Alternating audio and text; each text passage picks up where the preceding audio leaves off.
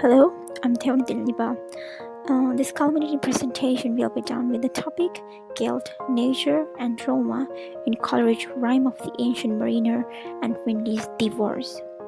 Though these two works, written centuries apart, both explore how guilt, trauma, and human choices shape identity of the people in it. So today I will be connecting the Coleridge poem and the Finley's novel using literary lenses, poetic devices, and the shared themes in it with whatever have been learned so far.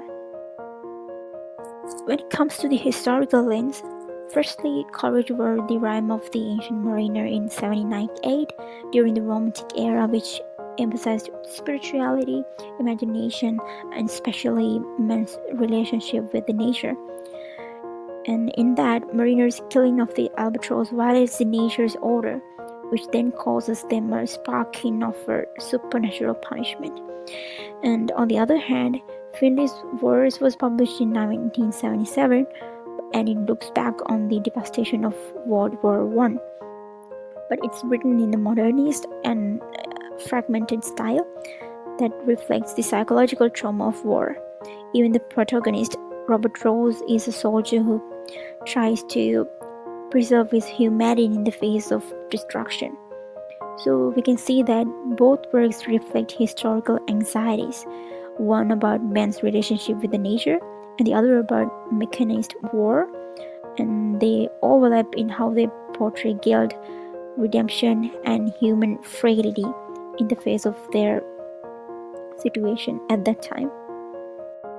So through a psychoanalytic lens, both characters reflect trauma and guilty. So here I have put some quotes that I've taken from the both works that is relevant to this topic.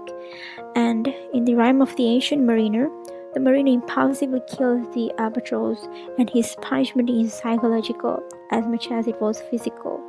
So he becomes obsessed, cursed to wander the earth, retelling his story.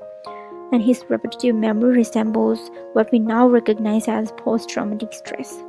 And on the other hand, in Divorce, Robert Rose also suffers trauma due to his sister's death, the brutality of the war, and the moral burden of decisions that he cannot undo.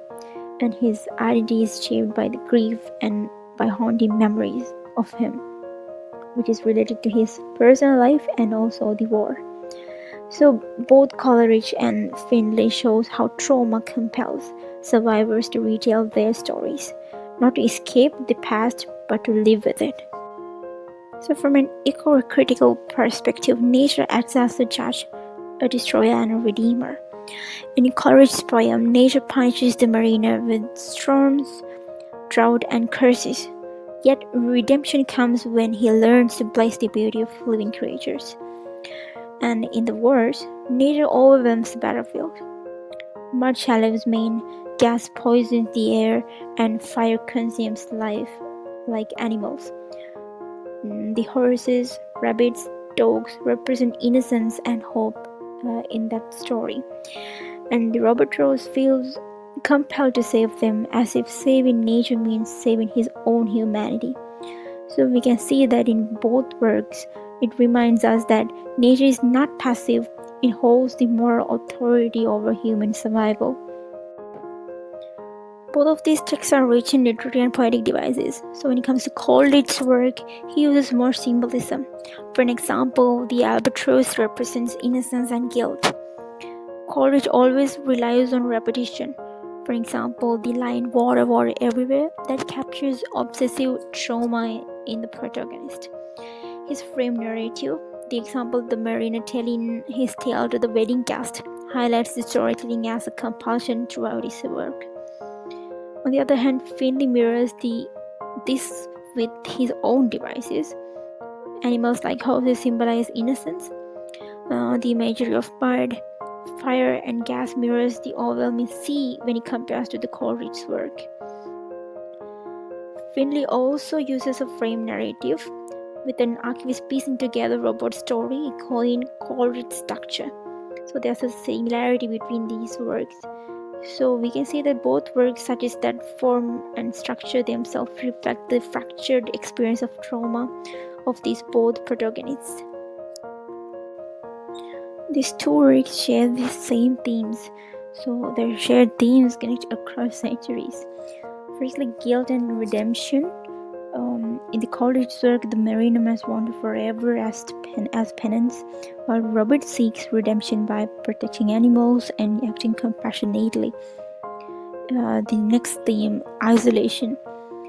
The mariner is abandoned on his cursed ship, while Robert is alienated in war, even within his own family.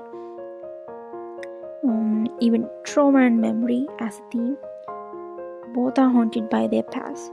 In Coleridge's work, the mariner repeats his story endlessly throughout the work, while Findlay's fragmented narrative shows that Robert's life as broken pieces of memory.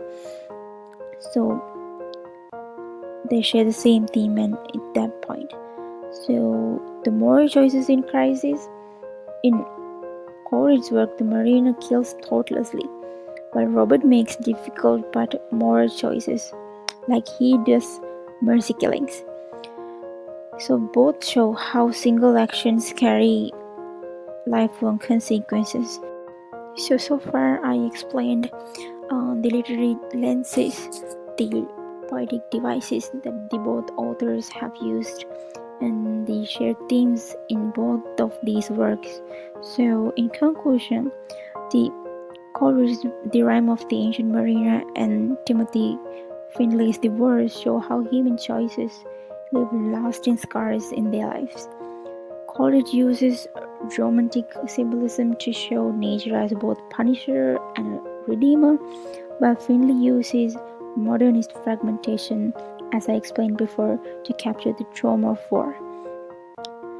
Though centuries apart, we can see that these both works reveal the same truths, like how their guilt haunts, how nature holds power over their humanity, and how storytelling becomes survival. The mariner, the protagonist, the Robert Ross in Findlay's work, both of these people remind us that violence may end, but stories and their lessons echo forever. Lastly, these are my works cited.